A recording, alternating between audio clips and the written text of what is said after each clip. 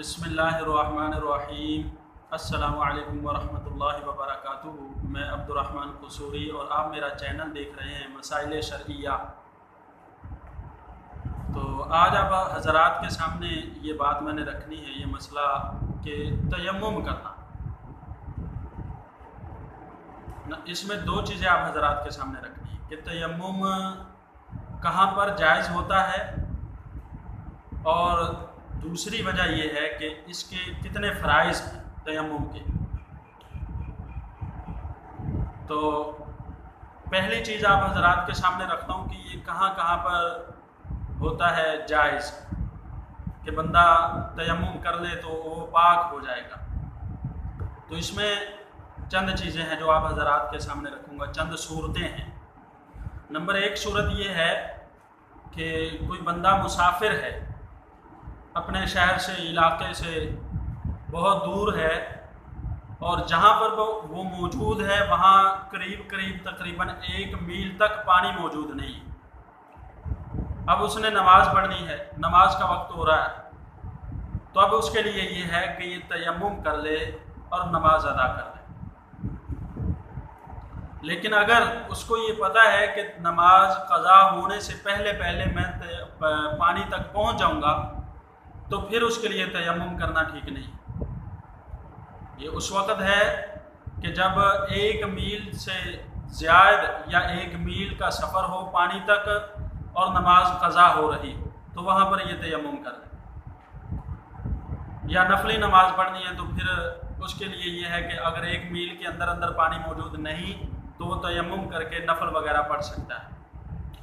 दूसरी सूरत ये है कि बंदा मरीज़ है और उसको ये खौफ है कि अगर मैं वुज़ू करूँगा पानी के साथ या गुस्ल करूँगा पानी के साथ तो मुझे ये मेरी मर्ज़ जो है वो बढ़ जाएगी और शिद्दत इख्तियार कर जाएगी, जिसकी वजह से मुझे नुकसान होगा। या डॉक्टरों ने मना कर दिया है या हकीमों ने मना कर दिया है कि आपके लिए वुज़ू करना और गुस्ल करना ठीक नहीं, तो फिर ये तयम्मुम कर। तीसरी सूरत ये है कि मर्द जुम्बी है, जुम्बी कहते हैं कि जिसने अपनी बीवी के साथ सोहबत की, जनाबत का गुस्ल करना है, लेकिन सर्दी इतनी ज़्यादा है, शदीद है। ये आम तौर पर ये हमारे इलाकों में तो नहीं होता, लेकिन सरहद के इलाकों में जहाँ पर बर्फ़बारी होती है वहाँ पर ये सूरत बन जाती है कि इतनी शदीद सर्दी है कि अगर ये नहाएगा या तो ये मर जाएगा नहाने की वजह से कि सर्दी इतनी ज़्यादा है और पानी बहुत ज़्यादा ठंडा है। अगर मरेगा नहीं तो सख्त बीमार हो जाए, तो ऐसी सूरत में वो गुस्ल करना, वो उस पर गुस्ल करना लाजमी नहीं, बल्कि वो तयम्मुम करके अपनी पाकी हासिल कर सकता है। और तीसरी जगह ये है कि मरीज़ भी नहीं है, सर्दी भी नहीं है, लेकिन उसको खौफ है कि अगर मैं गुस्ल करूँगा या मैं नहाऊँगा या मैं वुज़ू करूँगा तो मैं मरीज़ बन जाऊँगा। मरीज़ है तो नहीं, लेकिन बन जाऊँगा, इसमें उसको बहुत ज़्यादा खौफ लाहिक है, तो तब भी ये तयम्मुम कर सकता है। और 2 जगह ऐसी हैं जहाँ पर पानी होने के बावजूद बंदा तयम्मुम कर सकता है। ये ज़रा तवज्जो से सुने बात। 2 जगह ऐसी हैं पानी होने के बावजूद बंदा तयम्मुम कर सकता है। वो 2 जगह कौन सी हैं? नंबर 1, ईदैन की नमाज, चाहे वो ईद उल फितर की हो या ईद उल अज़हा की नमाज हो, और इस बंदे को ये खौफ लाहिक हो कि अगर मैं वुज़ू करूँगा तो नमाज निकल जाएगी, क्योंकि वुज़ू में थोड़ा वक्त लगता है, तो वुज़ू करूँगा तो नमाज मेरी ज़ाया हो जाएगी, निकल जाएगी। तो फिर इसके लिए ये है कि ये जल्द से जल्द तयम्मुम करे और नमाज में शरीक हो जाए। और दूसरी जगह पर नमाज जनाज़ा, यानी नमाज जनाज़ा में अगर मैयत के वरसा में से ये नहीं है, वली जिसको कहा जाता है, वलियों में से नहीं है, आम बंदा है, इंसान है, मुसलमान है, तो फिर इसके लिए ये है कि ये जल्द से जल्द तयम्मुम करे और नमाज जनाज़ा में शरीक हो जाए। ये 2 जगह हैं। यानी कि एक कायदा है फुक़हा ने बनाया है फ़िक़्ह, उसूल फ़िक़्ह के अंदर, कि हर वो चीज़ जिसका नायब ना, नमाज ईद का भी कोई नायब नहीं, नमाज जनाज़ा का भी कोई नायब नहीं, तो वहाँ पर तयम्मुम करना जायज़ है अगर उसके फौत होने का ख़दशा हो। تو اس لیے نماز جمعہ کا نائب موجود ہے نماز ظہر، اس لیے نماز جمعہ کے لیے تیمم نہیں کر سکتا بندہ۔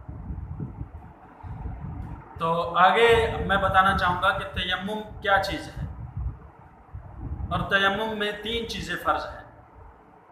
نمبر 1 نیت کرنا، عام طور پر ان کو 2 چیزوں سے بھی کہا جاتا ہے کہ 2 چیزیں فرض ہیں۔ نمبر 1 نیت کرنا، اور نمبر 2 ضربے لگانا زمین پر، 2 ضربے لگانا۔ تو اس کو 3 بھی کہہ سکتے ہیں کہ ایک نیت کرنا کہ میں تیمم کرنے لگا ہوں، یہ فرض ہے، اور دوسرا فرض ہے کہ پہلی ضرب لگائے بندہ مٹی کے اندر اور ایسے کر کے ہاتھوں کو جھاڑ لے اور پھر اپنے سارے منہ کو گھیر لے، اس طرح کر کے یہ دوسرا فرض پورا ہو جائے۔ تیسرا فرض یہ پھر ہاتھ مارے زمین میں، اور یہ دیکھیں ذرا صورت یہ بنائیں، ایسے جھاڑ کے یہ 3 انگلیاں ان 3 انگلیوں کی پشت پر رکھے اور یوں لے کر جائے ہاتھ کو آگے، اور پھر یہاں پر آ کر کونی تک، پھر آگے یہ انگلیاں جو 2 انگلیاں رہ رہی تھی وہاں سے یہ بنا دیں، اور اسی طرح ان کے ساتھ تیمم پورا ہو گیا۔ اب اس کے ساتھ آپ نماز بھی پڑھ سکتے ہیں، اس کے ساتھ آپ قرآن بھی پڑھ سکتے ہیں، تلاوت بھی کر سکتے ہیں، اذان بھی پڑھ سکتے ہیں، یعنی کہ وہ امور جن کی وجہ جو بندہ ناپاکی کی حالت میں نہیں کر سکتا، اب وہ اس کے لیے کرنے جائز ہو جاتے ہیں۔ تو یہ تھی آج کی ویڈیو، امید کرتا ہوں آپ حضرات کو سمجھ میں آگے ہوگی، اور مزید اچھی ویڈیو دیکھنے کے لیے ہمارے چینل کو سبسکرائب کریں اور بیل آئیکن کو بھی دبا دیں تاکہ ہر آنے والی نئی ویڈیو آپ حضرات کو پہنچتی رہے۔ تب تک کے لیے اجازت چاہوں گا۔ السلام علیکم ورحمۃ اللہ وبرکاتہ۔